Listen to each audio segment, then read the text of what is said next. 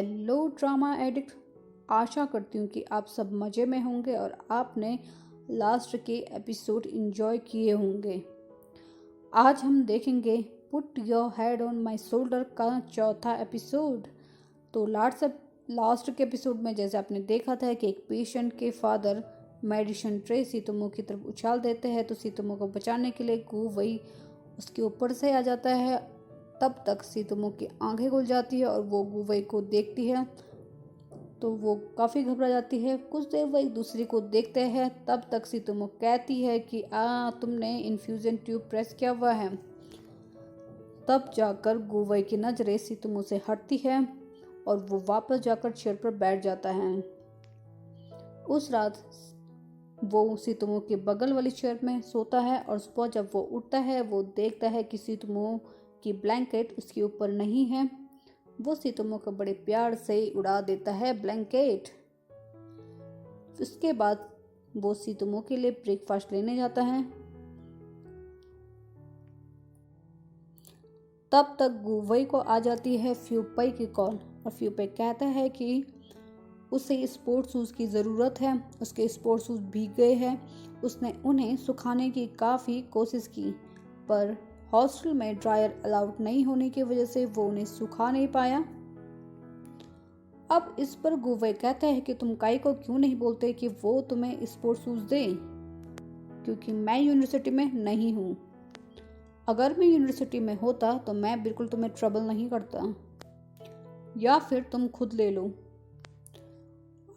अब फ्यूपे कहता है कि क्या तुम मदद करने से इनकार कर रहे हो? मैं तुम्हें उसके उन स्पोर्ट्स शूज़ के लिए पे करूँगा। तो अब फ्यूपे की बातें सुनकर गुवे कहता है कि वो हॉस्पिटल में है। तो इस पर फ्यूपे कहता है कि क्या तुम ठीक है, कुछ हुआ है क्या? तो तब गुवे कहता है कि सीतोमो एडमिट है, इसलिए वो हॉस्पिटल में है। उसके बाद गुवई नाश्ता लेकर हॉस्पिटल पहुंचता है। सीतोमो देखती है कि खाने के लिए बहुत कुछ है, पर उसके लिए सिर्फ सूप है। तो वो गुवई को कहती है कि कोई बात नहीं, मैं बाकी चीज़ें भी खा सकती हूँ। तो इस पर गुवई कहता है कि बिल्कुल नहीं, तुम्हारे लिए सिर्फ सूप है। इस पर सीतोमो कहते हैं कि उसने काफ़ी वॉमिटिंग की है और उसका पेट बिल्कुल खाली है। वो बाकी चीज़ें भी खाना चाहती है, पर गुवई काफ़ी स्ट्रिक्टली कहता है कि उसके लिए सिर्फ सूप है, वो बाकी चीज़ें नहीं खा सकती क्योंकि उसके पेट के लिए ये सब चीज़ें ठीक नहीं हैं। ये सुनकर सीतोमो काफ़ी दुखी हो जाती है। तब तक नर्स वहाँ पहुँच जाती है और कहती है, क्या तुम ही सीतोमो हो? तुम ये सारा खाना नहीं खा सकती हो। अगर तुमने ये सब खाया तो डॉक्टर ली तुम्हें काफ़ी डांटेंगे। अब सीतोमो कहती है, नहीं नहीं, ये सब मैं नहीं खाऊंगी, मैं तो सिर्फ सूप पीऊंगी, ये सब तो इनके लिए है। नर्स वहां से चली जाती है। गुवई खाना खाते हुए कुछ पढ़ने लगता है, तो सीतोमो छुपके से चोरी करने की कोशिश करती है। गुवई देख लेता है और उसे डांटता है कि तुम्हारे लिए ये नहीं है, तुम्हारे स्टमक के लिए ये सब सही नहीं है। फिर भी सीतोमो कहाँ मानने वाली थी। वो छुपके से चोरी करने की कोशिश करती है और उसमें से एक मुंह में डाल देती है। तब तक डॉक्टर लई वहां पहुंच जाते हैं और गुवई सीतोमो को बचाने के लिए सीतोमो के सामने खड़ा हो जाता है। डॉक्टर लई कहते हैं कि तुम यहाँ क्या कर रहे हो, आगे से हट जाओ। इस पर गुवई जवाब देते हैं कि आप मेरी गर्लफ्रेंड को नहीं देख सकते। तो डॉक्टर कहते हैं क्यों? वो कहता है बस ऐसे ही। तो डॉक्टर कहते हैं कि लगता है कि तुम्हारी गर्लफ्रेंड पूरी तरह से रिकवर हो गई है, और वो वहां से मुस्कुराते हुए चले जाते हैं। अब सीतोमो कहती है कि मेरे बाल काफी ऑयली हो गए हैं, क्या तुम्हारे पास रबर बैंड होगा? इस पर गुवे कहता है कि तुम्हें क्या लगता है मेरे पास रबर बैंड होगा? वो कहती है ऑफ कोर्स, तुम्हारे पास तो बिल्कुल नहीं होगा। अब गुवे कहता है कि तुम यहीं रुको, मुझे डिस्चार्ज के लिए जाना है। वो जाके डिस्चार्ज प्रोसीजर करता है और सीतोमो के लिए मेडिसिन लेके आता है। जब वो वापस आता है वो एक आवाज़ सुनता है कि तुम अब स्नेल नूडल और नहीं खा सकती हो, तुम्हारे स्टमक के लिए स्नेल नूडल बिल्कुल अच्छे नहीं हैं। तो जब गुवई वहाँ पहुँचता है तो वो देखता है कि ये आवाज़ है फ्यूपई की। सितुमो कहती है फ्यूपई से कि वो अब सही है। गुवई सितुमो से कहता है कि तुम हमेशा लोगों को परेशान करती हो। जब फ्यूपई गुवई को देखता है, गुवई कहते हैं कि तुम यहाँ बड़ी जल्दी पहुँच गए। तो फ्यूपई कहते हैं हाँ हाँ, यहाँ पहुँचना कोई मुश्किल का काम थोड़ी है। और बैकग्राउंड में दिखाया जाता है कि कितनी मुश्किलों के बाद फ्यूपई वहाँ पहुँचा था। फ्यूपई गुवई के हाथ में जो मेडिसिन रहती है उसे कहता है कि ये मुझे दे दो, तुमने काफ़ी मदद की है। फ्यूपई आगे पूछता है कि तुम और मोमो साथ कैसे। तो इस पर गुवई जवाब देने ही वाला होता है कि सितुमो और वो अब साथ रह रहे हैं, पर सितुमो बीच में ही टूकते हुए कहती है कि वो गुवई को रोड के किनारे मिली और उसने गुवई को उसके साथ आने के लिए कहा।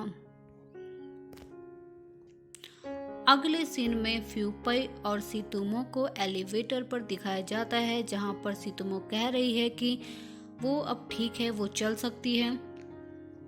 जब दोनों नीचे उतरते हैं तब तक डॉक्टर वहां पहुंच जाते हैं और वो सितुमो को देखकर कहते हैं कि तुम्हारा बॉयफ्रेंड कहाँ है। ये सुनकर फ्यूपे कहता है कि बॉयफ्रेंड।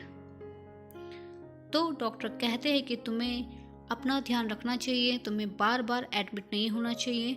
जब भी तुम एडमिट होती हो तुम्हारा बॉयफ्रेंड काफी चिंतित हो जाता है। ये सुनकर सितुमो डॉक्टर को समझाने की कोशिश कर रही है कि जैसा आप सोच रहे हो वैसा बिल्कुल नहीं है। अब गुवई को ऊपर एलिवेटर से आते हुए दिखाया जा रहा है। गुवई को देखकर डॉक्टर कहते हैं कि तुम्हारा बॉयफ्रेंड आ गया है।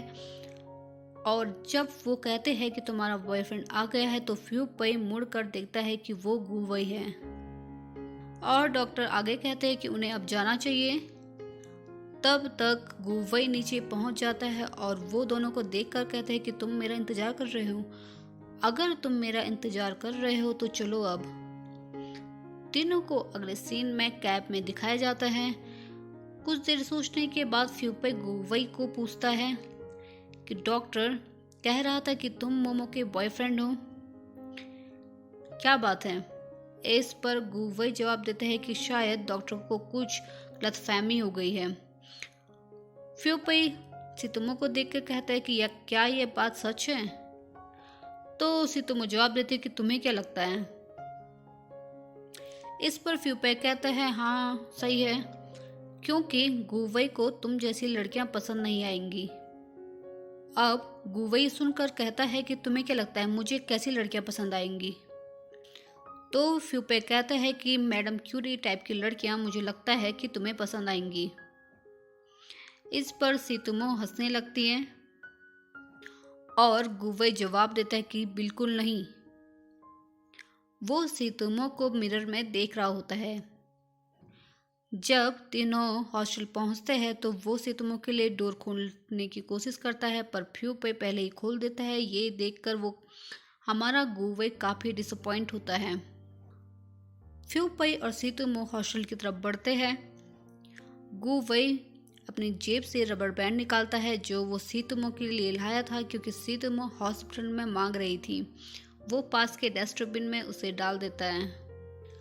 अगले सीन में फ्यूपई और सितुमो को हॉस्टल के बाहर दिखाया जाता है, जहाँ पर सितुमो फ्यूपई को कह रही है कि तुम्हें मैच के लिए बहुत बहुत गुड लक। इस पर फ्यूपई कहता है कि अगर तुम्हें मदद की जरूरत हो तो तुम किसी भी वक्त मुझे कॉल कर सकती हो। अब सितुमो अंदर हॉस्टल जाती है। तब तक में सितुमो की क्लासमेट,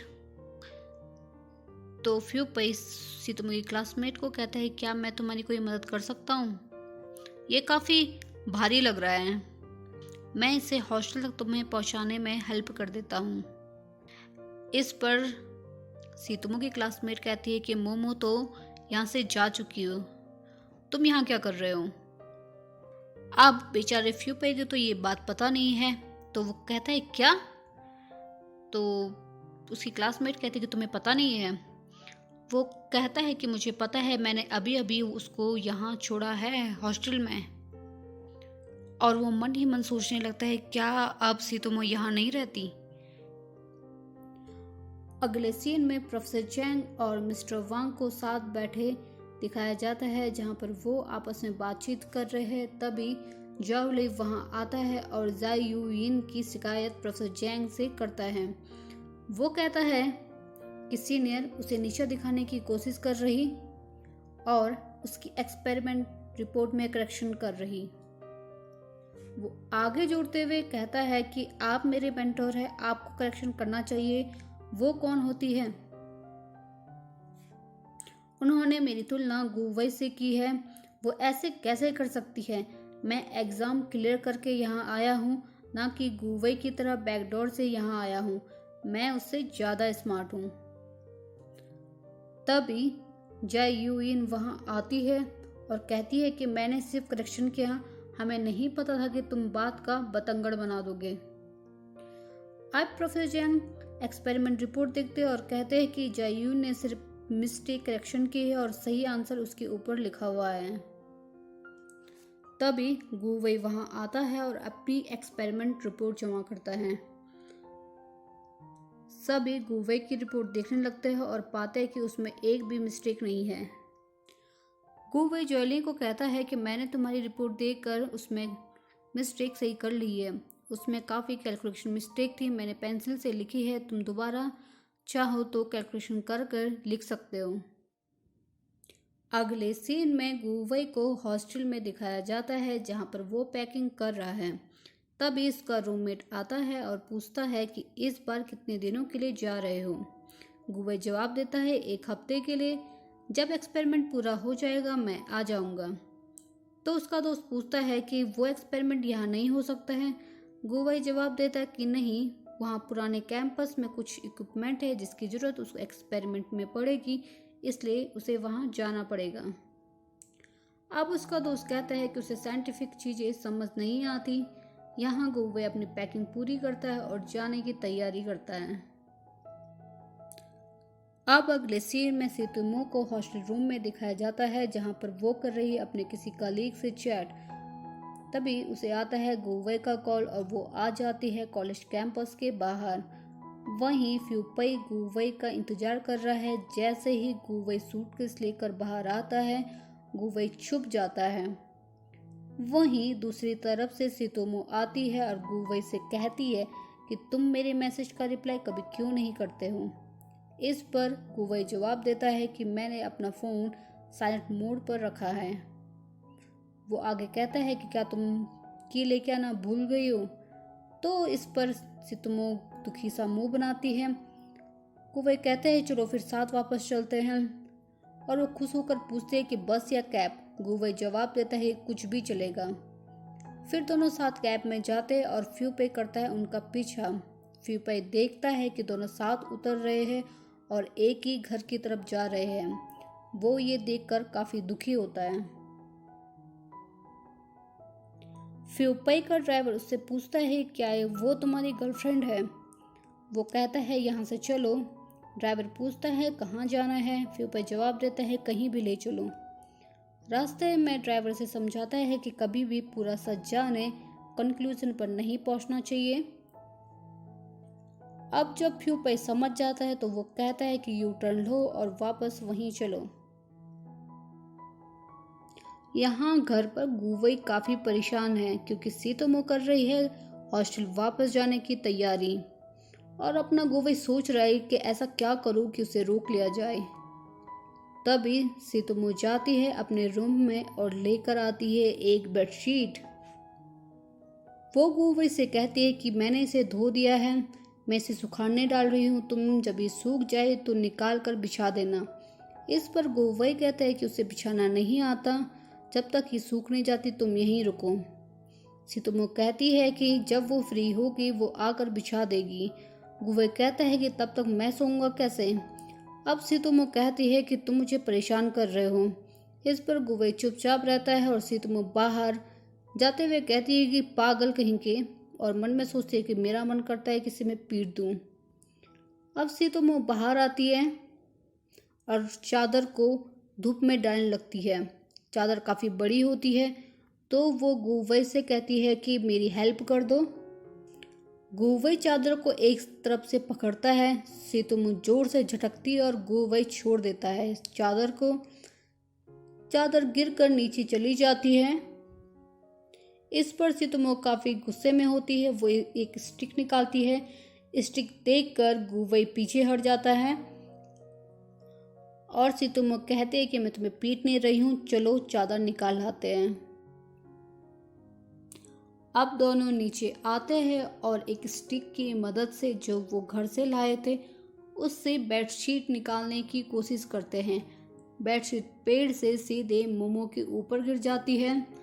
जब गुवई बेडशीट निकाल रहा होता है तो मोमो गिरने वाली होती है और गुवई उसे कमर से पकड़ लेता है। अब बन जाता है एक रोमांटिक सीन, पर तब तक फ्यूपई इसे देख लेता है। फ्यूपई काफ़ी गुस्से में होता है और वो काफ़ी दुखी भी होता है। वो उनके साथ उनके घर जाता है। वो वहाँ जाकर काफ़ी खुश कहता है। वो गुवई को कहता है कि ये तुम्हारे लिए एकदम परफेक्ट है और मोमो को कहता है कि गुवई तुम्हारे लिए एकदम परफेक्ट है। वो आगे कहता है कि मैं तुम्हारा बेस्ट फ्रेंड हूँ, तुम्हें मुझे तो बताना चाहिए थे। इस पर सितोमो काफ़ी दुखी होती है और वो रोने लगती है। गुवई काफ़ी समझाने की कोशिश करता है कि ये मिसअंडरस्टैंडिंग है, पर फ्यूपई कहाँ मानने वाला था। अब सितोमो कहती है कि तुम किस हक से पूछ रहे हो। काफ़ी कुछ कहने के बाद फ्यूपई आखिर वापस चला जाता है। फ्यूपई के जाने के बाद सितोमो काफ़ी दुखी है, पर वो इस विषय में किसी से बात नहीं करना चाहती है। टॉपिक चेंज करने के लिए सितोमो बास्केट निकालती है और कहती है ये बिना फल के काफ़ी अजीब लग रहा है। फिर वो गुवई से पूछती है कि तुम्हारा फेवरेट फ्रूट कौन सा है। यहाँ गुवई सितोमो बार बार कहता है।